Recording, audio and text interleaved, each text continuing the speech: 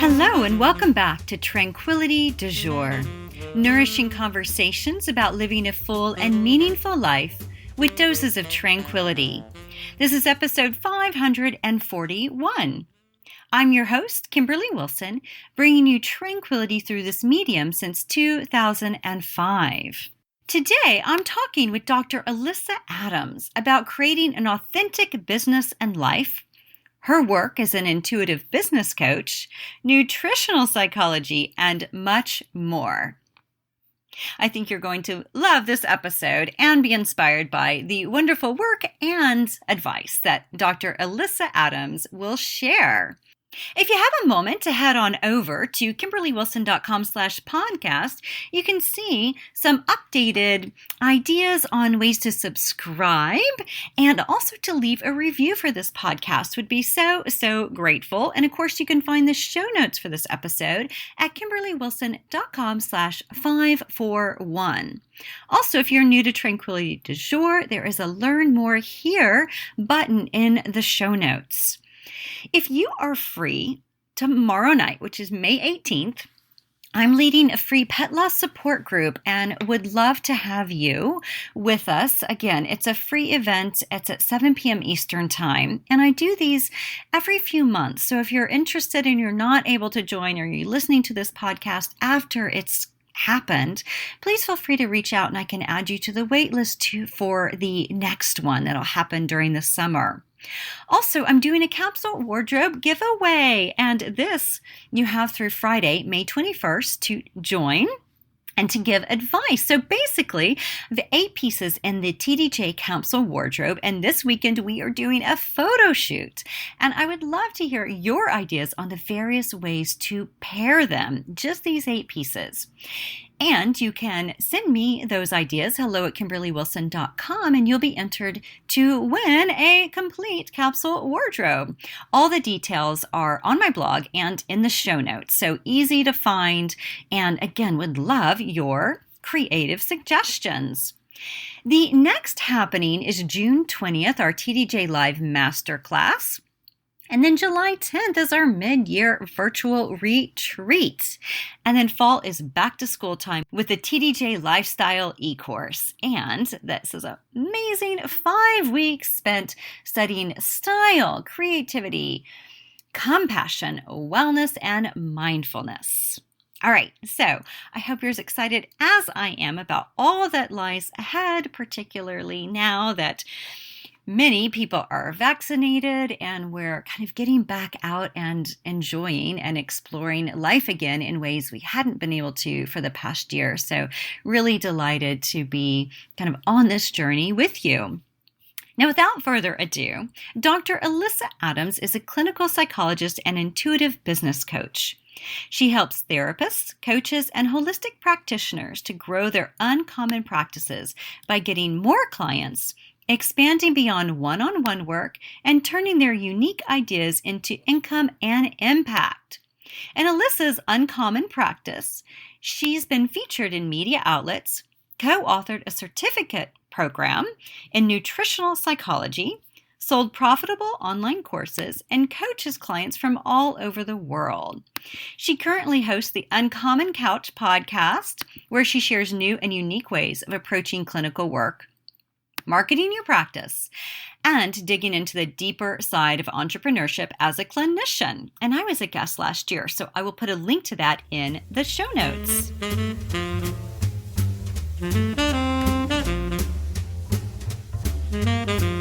Welcome, Alyssa. Hi, I am so excited to be here today. I'm so happy to have you with us today. And we have like so much that I have on my agenda to chat with you about. So thank you for taking the time. And you know, where I really want to start is this journey of yours into therapy. I think people who are therapists always have an interesting journey, right? As to like what drew them to this practice. But also for you, you've got a lot of stuff going on. You're also a nutritionist and then, you know, a coach. And I love seeing this a lot too in the therapeutic world of the blending of coaching and therapy.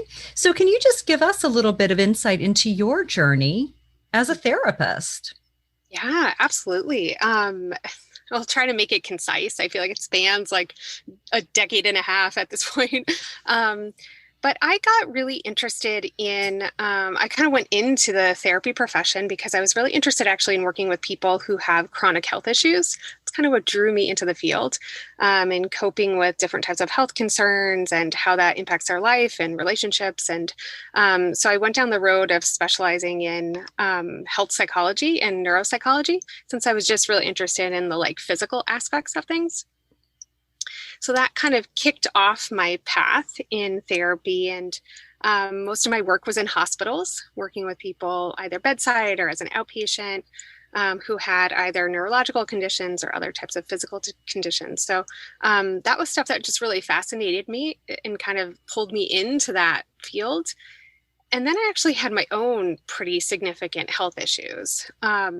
So I was very sick twice actually in my life where I was in the hospital, having like dropping blood pressure. I was having unstable blood sugar. My blood pressure was dropping when I stood up. I was weak, sick, dizzy, gut issues, all kinds of things. And I couldn't really find the right kind of help to heal.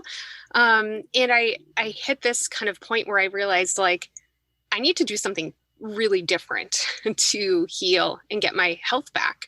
I was just on the edge of, I think I had just started my postdoc or I had just finished my internship. So I was like, oh my gosh, I need to do my work now. Like I need to be well to continue on in the life I wanted. So I actually started working with a functional medicine, integrative medicine physician and a nutritionist, acupuncturist, kind of had my own healing team. I started going to yoga. So I really took a deep dive into how to get myself healthier and feeling better. So that kind of sparked my interest in nutrition because it had helped me so tremendously. And I went back to school to become a nutritionist, and learned really so much about the impact of food on the body and health, and then on mood, importantly, which is something that I felt like we had almost no exposure to during my traditional training in therapy. Yeah, so interesting, right? Is it like Socrates, somebody who's like, um, something is food is medicine. Food is medicine. That's what I'm trying to come up with. Food is Yeah, medicine, right? totally. And it's just, and physician heal thyself, right? This whole thing of like, you can heal yourself with food, which I think is like a somewhat foreign concept, especially in the traditional Western medical field, because nobody has ever asked me, well, what are you eating? Like a dermatologist, right? With eczema, I'm like, clearly food has something to do with this. Yep. Even like inflammation, like found out I need a hip replacement. Okay, maybe food isn't going to fix that, but I'll bet it can help with some inflammation. Do you know Totally. what I mean? Stuff Yep. like that, but they don't bring it up at all. It's more of Right. like, here's pills, and pills are great because they do help with the inflammation or what have you. But I just find it so interesting that something so basic as what we put in our body every day can be so overlooked, right? So I love this. And so I'm curious, can you share, okay, were you like, okay, this is the secret food that everybody must eat? Or, something that you found was just like, who knew this could be so healing? Almonds, I don't know. I'm just throwing some random Yeah, things out there, but what did you find in your journey? that's a great question. Oh my gosh. I don't know if I stumbled onto like one food that I felt like everyone should eat, but like I realized like at that point in my life, I had just come through many years of grad school and you're working all the time, right? And you're like writing your master's thesis, your dissertation on your free time. Um, And I was like, when was the last time I had a vegetable? Like, when was the last time I actually was thoughtful about what I ate? So I think there were many years of not eating well at all and not paying any attention really to my intake. So then I kind of ended up with all these nutritional deficiencies, and my gut was really not set up well, I would say, from birth. So these things just it couldn't rebound from, and kind of exacerbated some other things. So I think like, I mean, it's hard to argue with having more vegetables in your diet and having a lot of different colors on your plate. So it's like a simple, even visually appealing thing to do to kind of change as you're looking at trying to increase different micronutrient profiles and get in more diverse nutrients as you're eating every day. So kind of having a lot of different colors, eating a lot from the vegetable groups and fruits and berries was something that is like a simple way to help. Yeah. Okay. Yeah. Right. It all comes down to fruits and vegetables, doesn't it? It's good stuff. It's like, it's never like frozen pizza is the answer to all of this. If only. If only. But yeah, and one of the things that I love about the fruits and vegetables piece is that, for a lot of us, we can get it in the morning just by drinking a really nutritious green smoothie, Mm-hmm. not filled with like tons of sugary, like orange juice or things like that. Right. But filled with like, lots of hemp seed and all this good stuff that it's like, if you have that in the morning, okay, not going to say it's your end all be all, but at least it's setting you up for success. Yeah, absolutely. And when I feel like I start my day off right, it's easier for me to keep on that trajectory for the rest of the day. It just kind of sets the tone in a nice way. Well, one of the things you said too that I'm curious about is nutrition and mood. So if you could speak a little bit to that, because for sugar is like my go-to, right? I freaking love sugar. My partner for our 17-year anniversary, he got me 6 boxes of Thin Mints. They lasted less than 2 weeks in the house, but I was proud of myself. I'm like, I only had a sleeve a day. It's just like, woo, as if like one should be proud of that, right? But it's just like so interesting how sugar, whenever I think mood, I always think of like sugar or like root vegetables that are grounding. So can you speak a little bit to like what you have noticed or found with yourself or with clients with food and mood? Yeah, absolutely. Oh, it's such a big topic. There's so much important information in there too. And I became very interested in this with some of my colleagues too, and we created this nutritional psychology certification program for mental health providers. And what we were kind of finding as we were reaching through the literature and learning about things through our nutrition training program was that there's so much to be said too for foods that might cause inflammation that would impact mood. That may irritate gut health, that would throw off the balance of your good bacteria and not so great bacteria in your gut, which could impact mood. Just basic nutritional deficiencies, right? Like B12, if we're not getting enough of, vitamin D, things that we don't often think about or check actively, and having a reduction in your micronutrients can impact the enzymatic reactions that actually make your neurotransmitters, which is so interesting, right? You need all of these cofactors to make them. So if they're not there, then it's harder to do. So there are all these just like really fascinating ways that you can consider this interplay between diet and mood, and even just making sure you're getting the right omega-3s and fats in your diet that we often overlook or don't have at all can be really impactful for mood. So just things like that can actually be really simple changes for people. Yeah. Yeah. Do you guys still offer that certification? So it was just up through JFK University in California, but I think that university went through a transition. It like got absorbed. So I think the program has come down temporarily, and then we'll have like a relaunch. Some other folks have gotten involved and taken it over. So I'm not involved in the creation anymore, but was around the first chapter of it. So I think they're going to launch a new one later this year or early next year.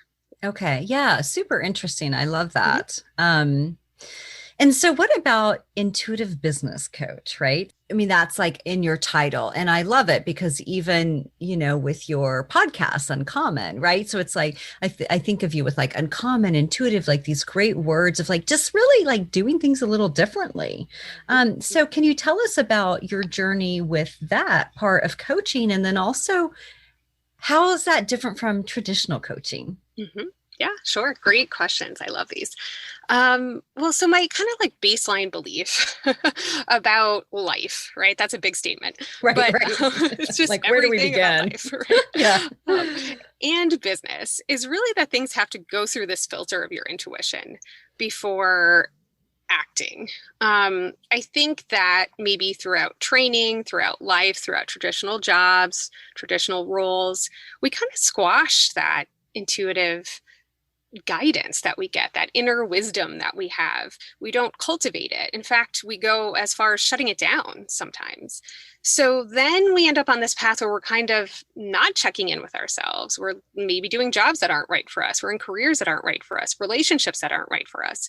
And we haven't listened to like a lot of those nudges that kind of come up and indicate like whether we're on the right path or not. So when I work with people in business, doing business coaching, we're always putting things through that intuitive filter, right? Like what does feel closer to what's right for you? What does feel like it's pulling you or calling to you? Not in a way where we're like impulsively following every kind of instinct, but like really connecting in a very intentional way to like, what does your intuition tell you about this? Like, what is the right direction? What do you want to do next?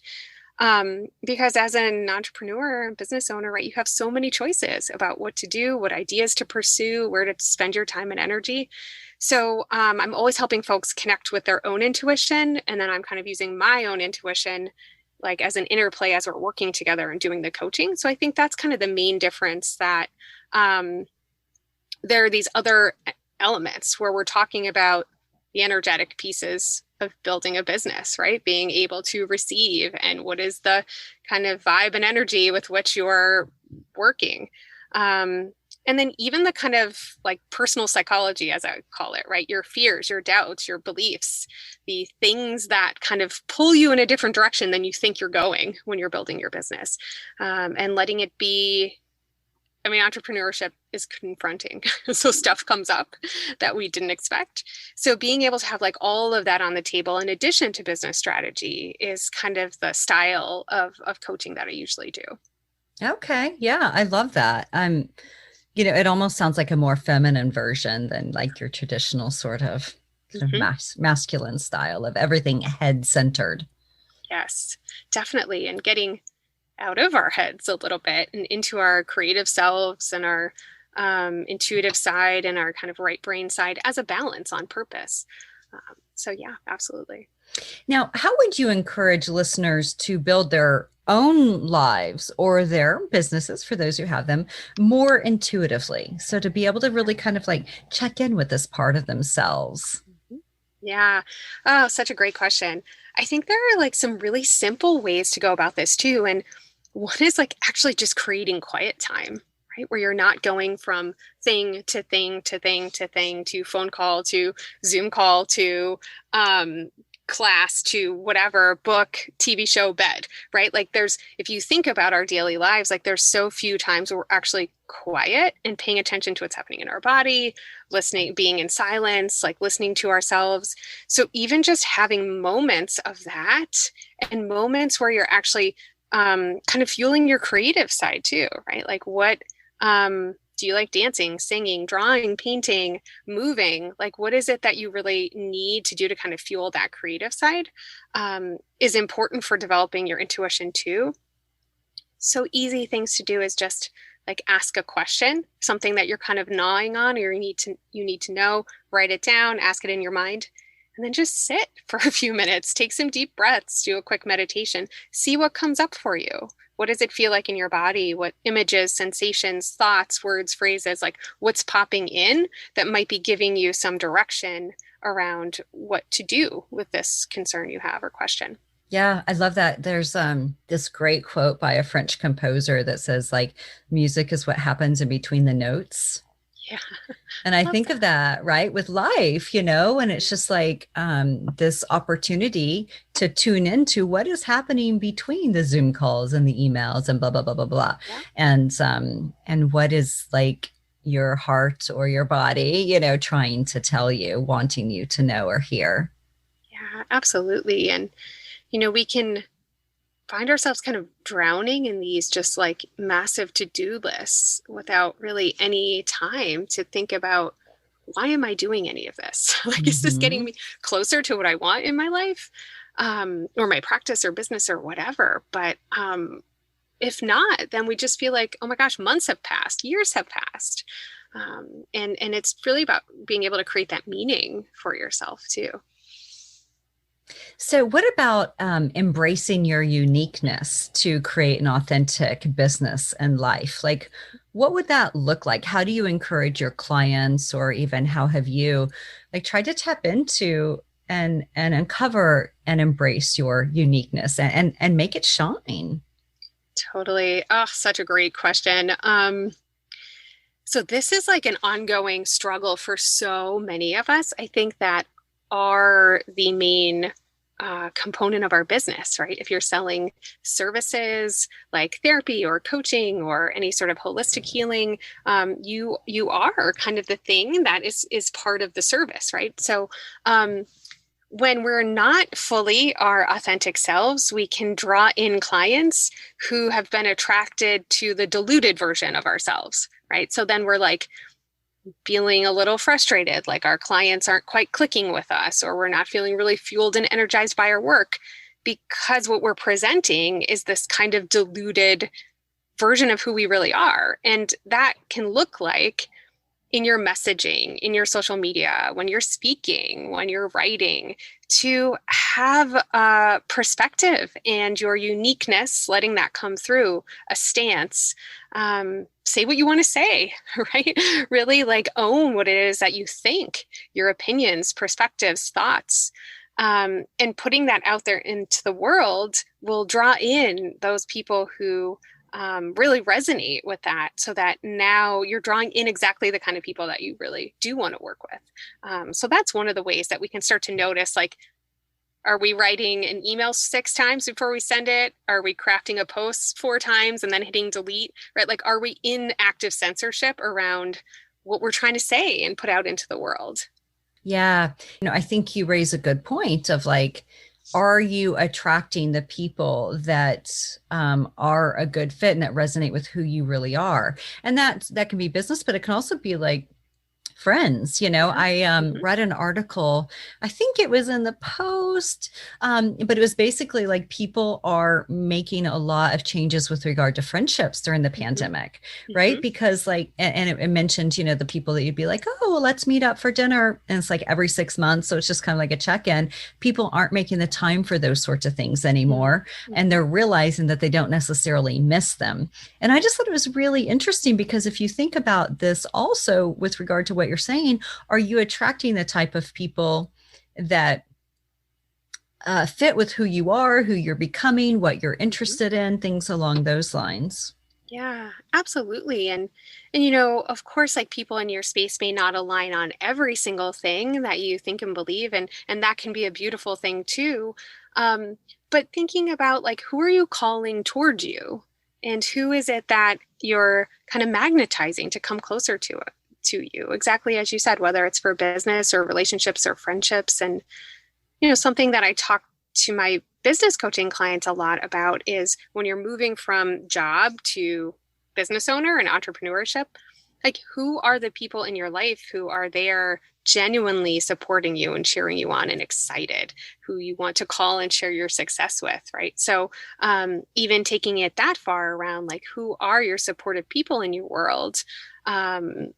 And how are you actively cultivating bringing people toward you who are either going to be the right clients or the right friends or the right business colleagues, and creating that really with intention.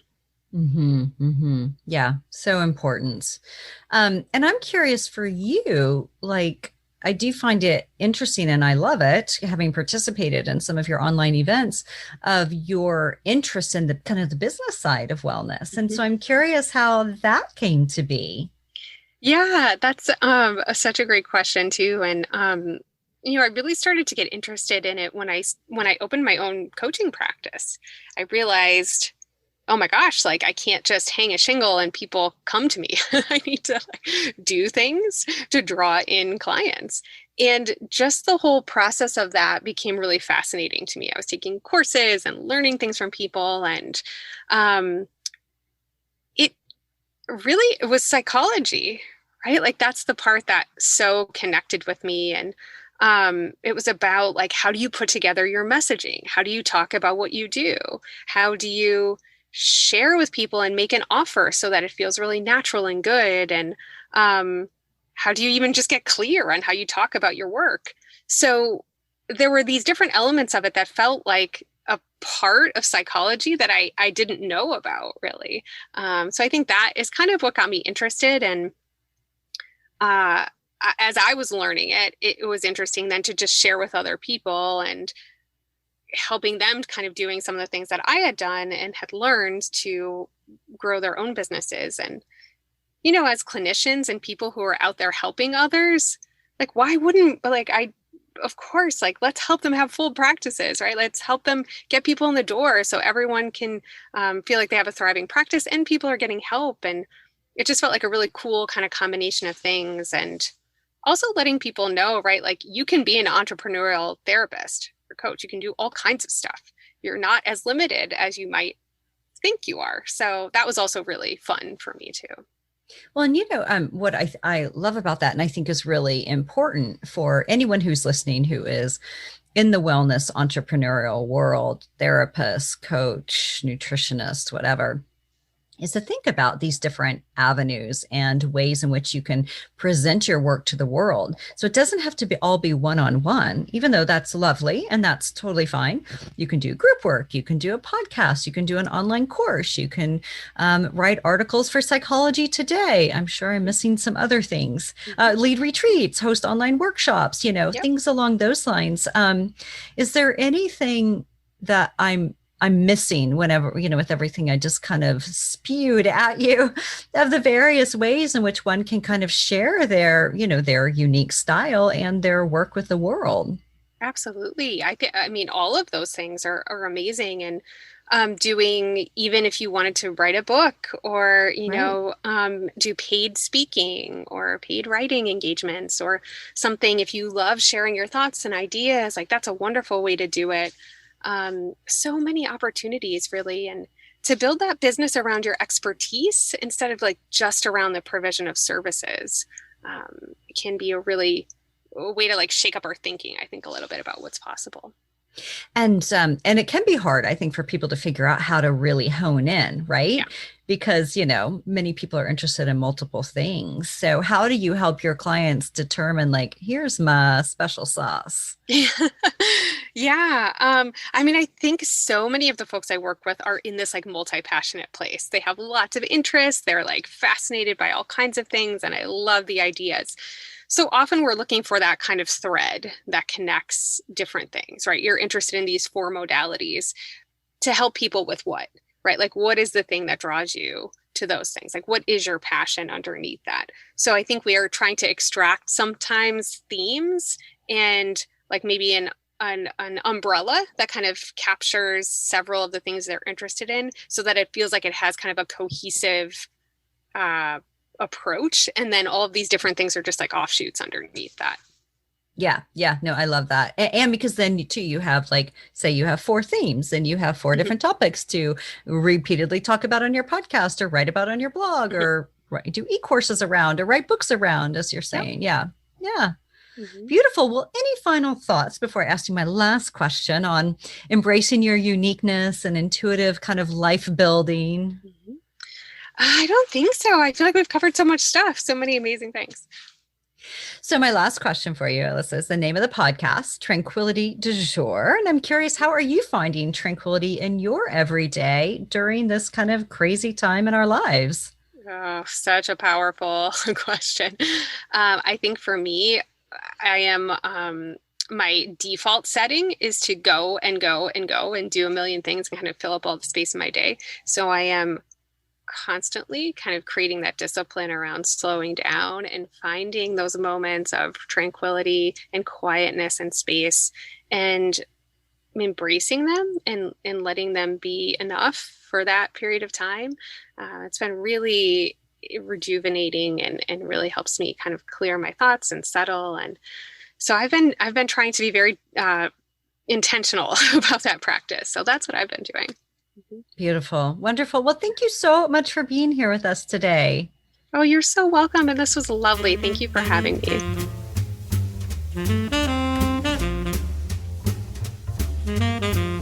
So I hope hope you've loved today's episode. You can find our guest at dralyssaadams.com, on Instagram at Dr. Alyssa Adams, and then also on Facebook at the same. And of course, as always, there are links to these in the show notes. All right, so few other reminders to join the TDJ Insiders Facebook group. This month we are reading Effortless by Greg McKeown. Would love to have you read along with us, and also to just get little doses of inspiration.